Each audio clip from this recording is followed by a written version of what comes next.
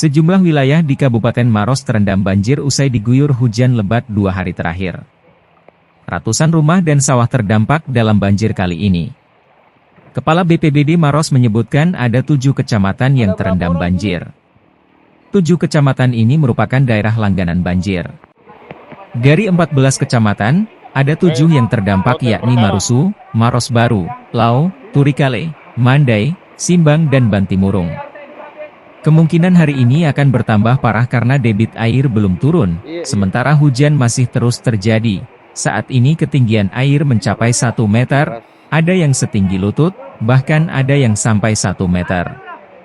Saat ini belum ada warga yang dievakuasi ke posko induk di kantor BPBD Maros. Sebagian besar warga masih bertahan di rumah masing-masing atau mengungsi ke rumah keluarganya. Pemerintah daerah sudah menginstruksikan kepada pemerintah desa hingga kecamatan untuk menyediakan posko tanggap bencana yang berlokasi di tempat yang dianggap aman bila terjadi banjir.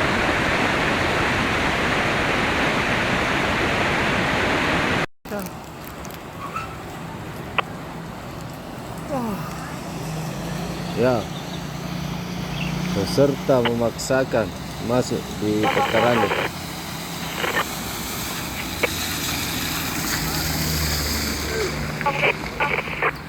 Video na lihat ko di ano, di Marutin ko. Nah, dari baru sudah melintas Talendrang 86. Penjual kok tadi? Iya.